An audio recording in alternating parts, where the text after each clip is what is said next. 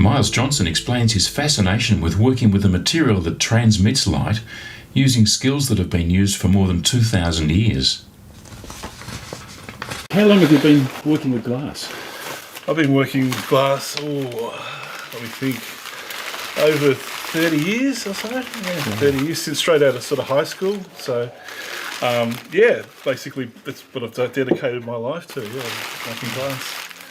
Yeah. Were you interested in arts and crafts at school? At school. I was lucky enough to have teachers which sort of directed me in the way of art. Also, I'm lucky my father's a painter, so I've been around art a lot of my life. And I guess we're just finding sort of a medium which I like to work with and suited me, and I like the dynamics of the glass, the transparency of the material. It's an awesome material working with light, so it's one of the only materials where you can work with light through the material itself.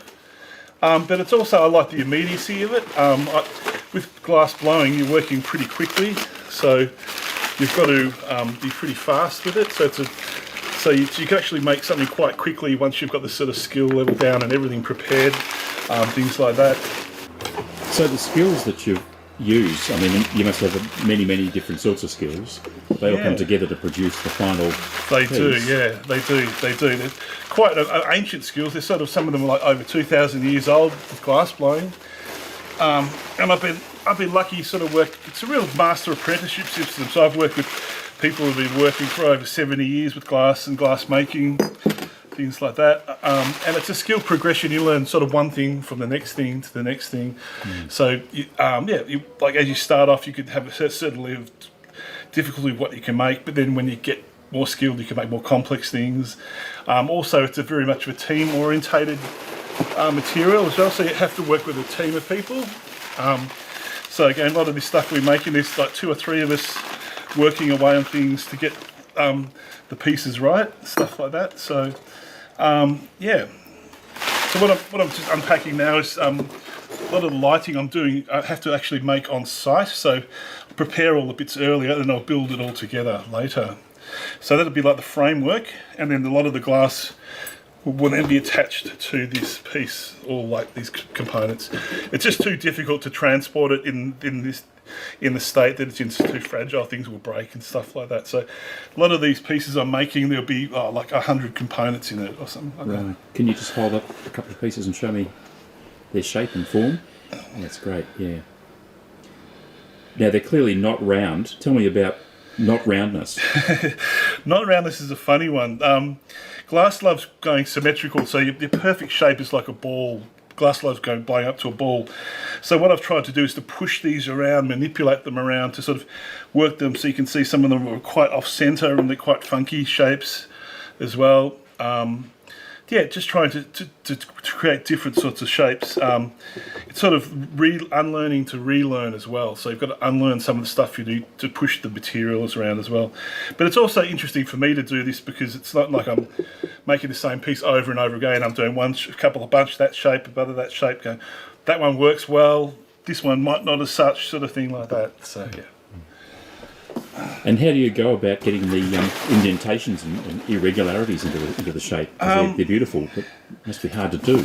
Yeah, it is quite tricky to do. You're working with a material that's over 1,000 degrees in temperature, so you can't touch it. So you've got to think about how you're going to replace that movement. Say if I wanted to squash it, I can't squash it with my hands, but I have to get a tool to squash that together. If I want to push like little sort of, say, indents like that, I've got a little tool to push all these little indents and stuff into the shape to create these sort of individual shapes as well. Yeah. So they're hollow, these things? These are all hollow, yeah. They're basically just a bubble. So if you can see you can see like that, it's a bubble like that, and that's the glass bubble you go putting in. Also, I've added little things in this too to pick up the light, to diffuse and pick up the light. So these little spots will light up in different areas and stuff like that and create a really nice sort of interesting effect. And tell me how you're going to light this piece. This will have a whole strip of LEDs inside it, which I don't have here at the moment, but you can see behind here, this is another prototype I've been working on. You can see there's lots of strips of the LEDs, and then, for example, this is the one I'm working on here. They'll have shapes will fit over these pieces like that to create sort of big effect like that. Yeah. Beautiful. So, difficult question. Yes. What's your aim with doing this work? You're expressing all sorts of things in these shapes. What's the message, if there is one? The message is working with light.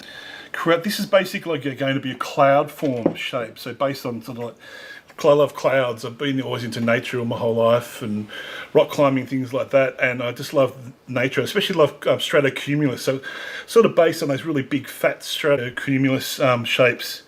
And it's also just something that I visually like and something that expresses my my aesthetic. Yeah. So LEDs is probably awesome in the innovation in lighting, because it allows you to sort of work a lot more three-dimensional than sort of just grids of lines. You can see I built the sort of framework like this. So these are the LEDs, which is a strip, so they're sort of flexible.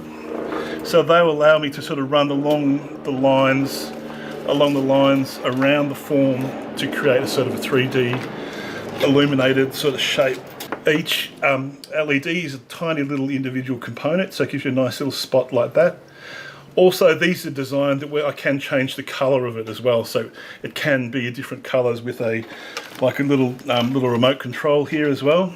The beauty about this too is I decided to use the clear glass white sort of glass base and then use a little, it's got a coloured LED, so I can change the colour of them. Also I can change the dim, so dim it up and down, so it's a remote control little fix, so you can just point it at the light, so to change the colour of the light itself. So yeah, they're a great little thing there. So this is what the furnace, so it's off at the moment, but it's going to be turned on quite soon. So this is a crucible furnace. That's what they call a pot furnace. So inside there's a big crucible bowl, which sits to has about 150 litres of glass in it. So that's enough for a couple of days blowing. So we take a whole day to load, like a couple of shovels at a time, let it melt flat, sort of to give us blowing. And yeah, so this is what we call the sort of the studio movement. So basically, instead of a big industrial furnace, we've got smaller ones that an artist can use. So it's sort of downscale it. So it's a big factories. It's sort of like a small little factory, which is just enough for like 1 or 2 artists for a day's work out of it. These are the blow pipes. So these are the pipes just preheating. So this is the glory hole. So I've got a pipe like this, and this is where you go in with the rod onto here. And that's where you'll be heating the piece up like that. So you've got a heat protection here to shield you from the heat coming out, and it's got a nice little viewing screen so you can see right what's happening inside the piece.